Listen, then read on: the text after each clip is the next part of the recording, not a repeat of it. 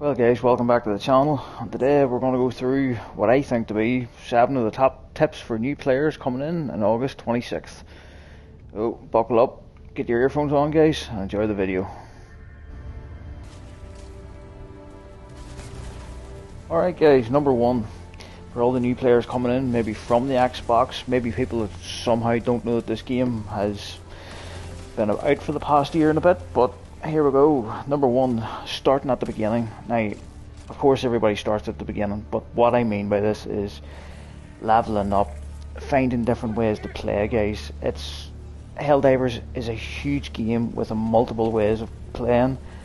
Take your time, enjoy the experience, and remember something, level means nothing. I've played some of the best games out of my 500 hours in this game with low level 20, 25, guys playing as a team, pulling in, communicating. Ultimately, level does not matter guys, so do not let the high rank 150s, everybody throwing stratagems about, put you off. Everything will fall into place eventually.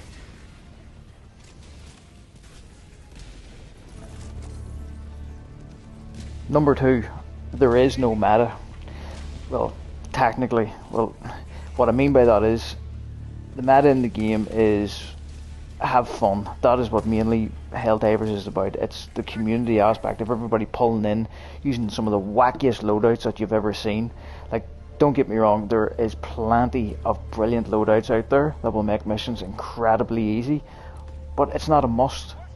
The beautiful thing is about this is that you can experiment with different weapons, stratagems, armors, do crazy mixes. You could do a full flame build, you could do an arc and a gas build, which sounds crazy, but it's overwhelmingly good. And it's one of them things where there is no meta to be played in this game. Now, of course you're always going to come across one or two people in public lobbies that might question your loadout. You might get kicked from the odd game, but it doesn't happen much guys. Like I said, with 500 hours into this game, I think it's happened to me maybe twice of me maybe going in, maybe run the gas build, and maybe somebody doesn't want to have to deal with it, but it's the meta is in the game. Have fun, and that's the main thing about it.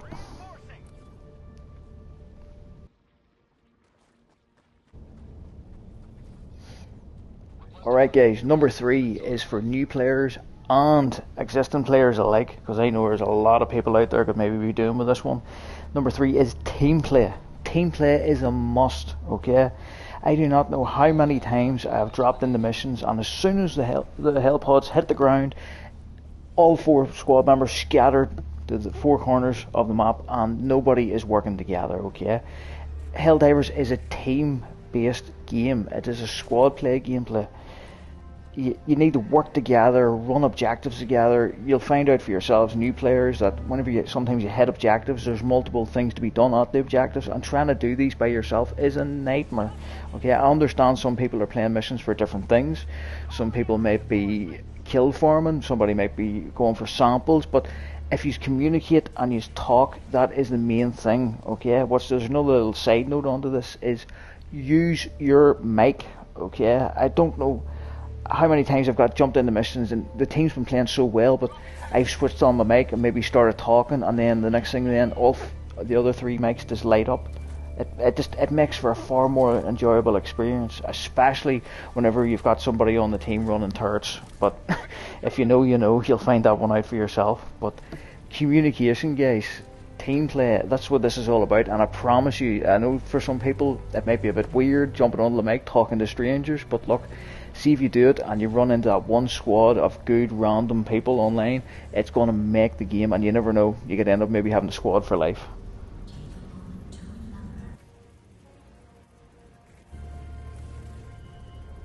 Alright guys, moving on to point number 4, team stratagems. Now this actually sort of blends in with point number 3 a wee bit here.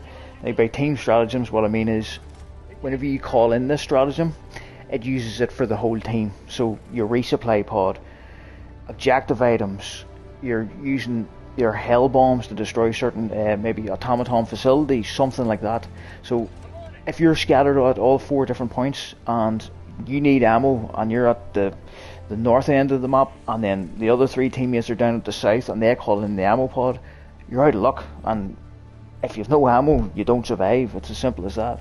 For hell bombs, for objectives, hit one objective at a time as a team. Maybe coordinate, maybe hit two, but everything has a cooldown on it, and you do not want to get stuck out there without ammo. So the team stratagems, you will learn it as you go through it, but communicate, use it willingly, and do not double dip. Okay, whenever the ammo pods drop down, there's 4 stashes in it, there's 4 players. Unless somebody points it out and says, here dude, take my ammo, I don't need it, don't be a double dipper.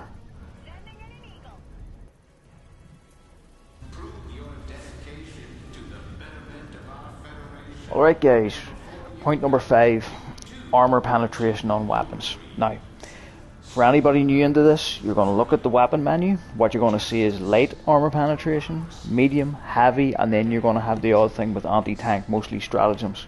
You're going to think to yourself, right, I need to have the best armor penetrating weapon, the highest, do the most damage. You could not be more wrong, okay? The thing is about this, some of the light armor penetrating weapons in this game are some of the best weapons to use.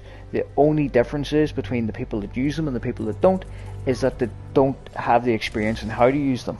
For example, you'll have the likes of Chargers, Hulks and such, Bile Titans, the bigger enemies, the tougher ones.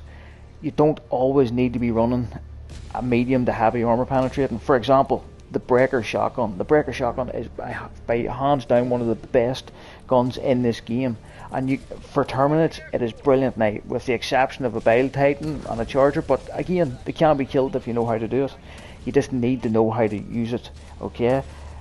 Certain enemies are very easy to take out, while others take a bit of knowledge, and it just comes with time and it comes with experience. And this again ties back into a previous comment. Experience.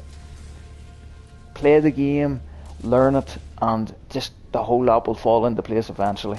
So don't always be going for that highest damage based weapon. You experiment with it, use it through, and try to find something that helps out your build and helps out your team. Another one, and see if you don't know.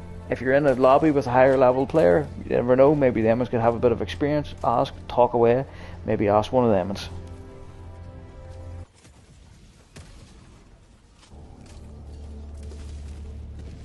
Alright guys, moving on, point number 6, friendly fire isn't.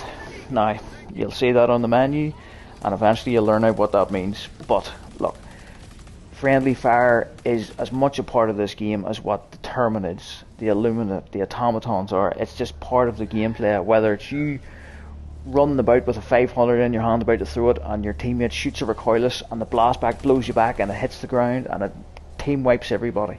It's part of the game, guys, okay? So whenever you jump in and if you get killed by a friendly stratagem, maybe you run in front of somebody shooting into a horde by accident and you get killed, don't take it personally, guys, okay? It opens up a lot of opportunities for team wipes with badly placed airstrikes, 500 kilogram bombs, and just remember, it's a part of the game, and this is why communication is key to surviving. But please don't be that guy that runs about with a 380 primed in his hand just to be knocked over and wipe out the whole squad, alright? And unfortunately, eventually you will learn this. But now again, a little side note onto this, see, just because you can kill one of your squad mates doesn't mean you should.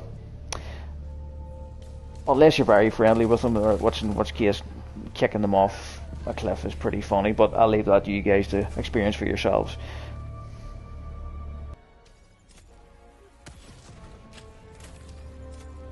Alright guys, and last but not least, point number 7, play the major order. Be part of the community, okay? Whenever the major order drops, guys, take a look at what it is, and look, if the enemy type isn't your thing to fight, I know there's a lot of talk about bug divers and bot divers, squid divers.